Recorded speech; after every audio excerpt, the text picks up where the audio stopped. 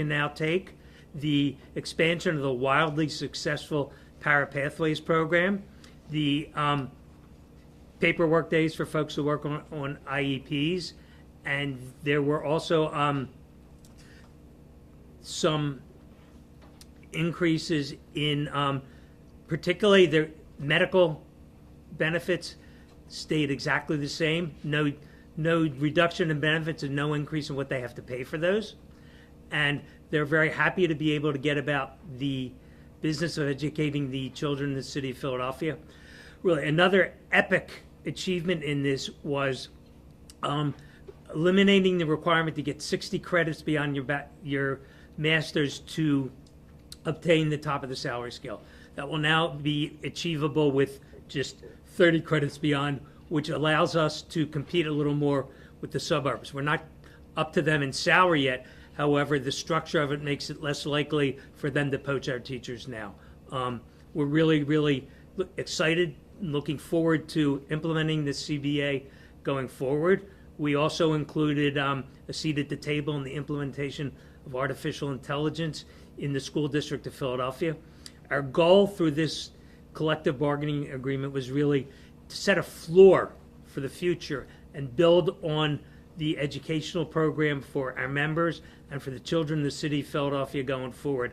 And I couldn't be more pleased to see the overwhelming support that the members gave to us, and we're very, very extremely happy with. With that, I'm going to pass the mic over to our Chief of Staff, LaShawna Coleman, who I might add was instrumental in really pushing this deal together in the last few moments. Thank you. As President Steinberg said, this is a historic moment for our members, and we are proud of the contract we were able to settle on their behalf. We heard the demands of our members, and we were able to deliver on our promises. When this contract takes effect on Monday, it will better position both PFT members and the School District of Philadelphia moving forward. And we're excited to see the ripple effects of these changes in the years to come.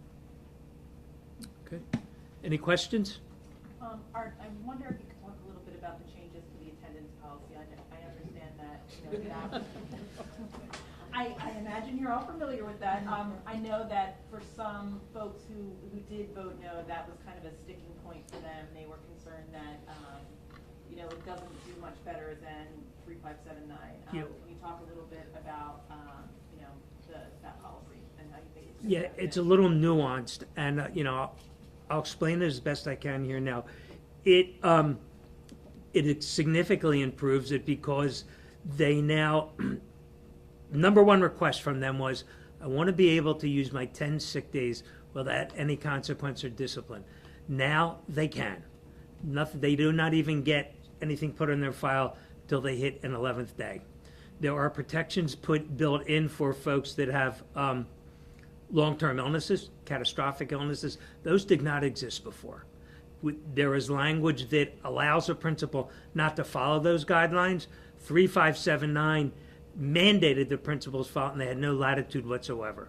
There is discretion now for the principal to do something for them instead of to them.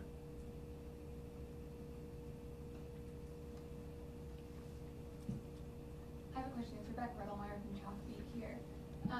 With this 70% voting yes, can you say how many members in the union voted in this? I know we had about 9,000 people on the call at the beginning. I do not know if they all stayed. We'll get you the raw numbers if you want. Generally, though, when people drop off of a meeting like that, it's because they're happy with it and they're going to vote for it. So I don't know what the final is. Madeline still here? Hmm?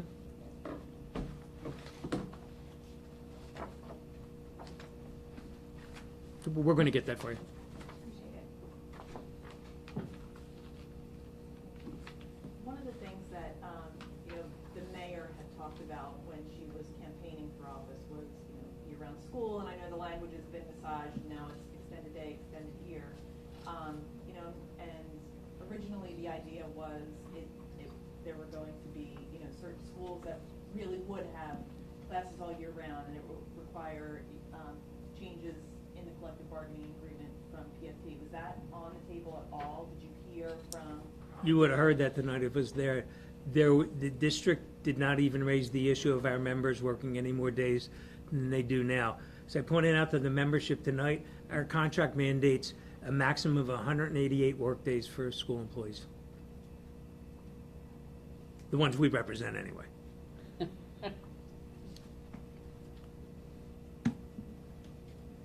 I'll ask one more, so if that's okay.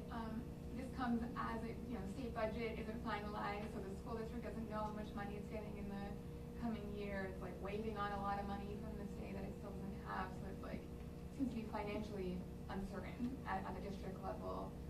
Are you worried about that? Are you thinking about that at all with these, new raises? We're always worried about the state legislature not fulfilling their constitutional duty to produce a state budget.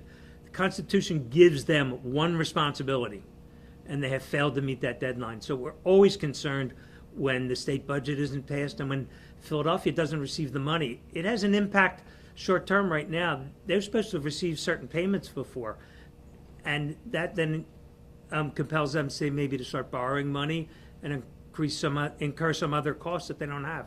So yes, it's a problem. Art, we talked a little bit about this on Monday, but I wonder if you, Shauna, can kind of characterize negotiations. Obviously, you two are on different sides. Was it contentious? I mean, this is Dr. Watlington's first negotiation as superintendent.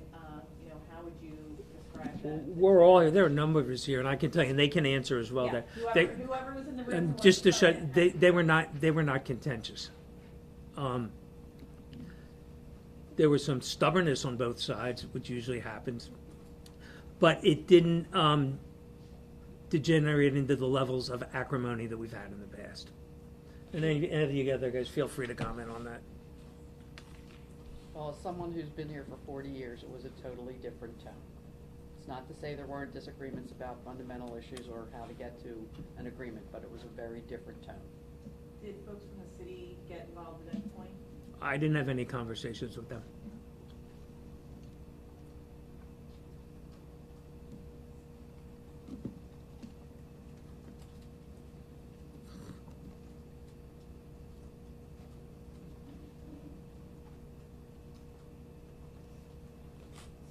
All right, if there's no more questions, we'll go ahead and wrap up.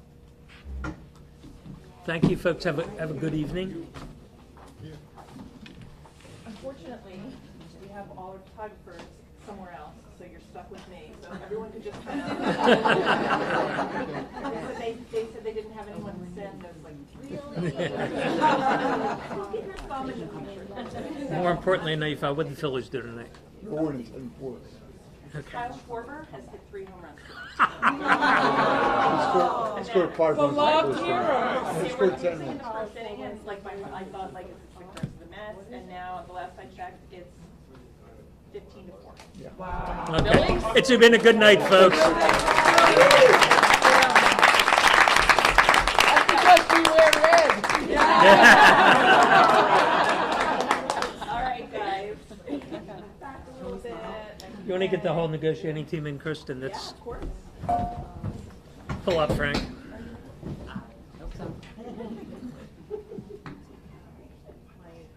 photo editor always says, use your cheat as you're doing, so I'm getting you all in the frame. Okay, say PFT. PFT. All right, thank you all. Thank you.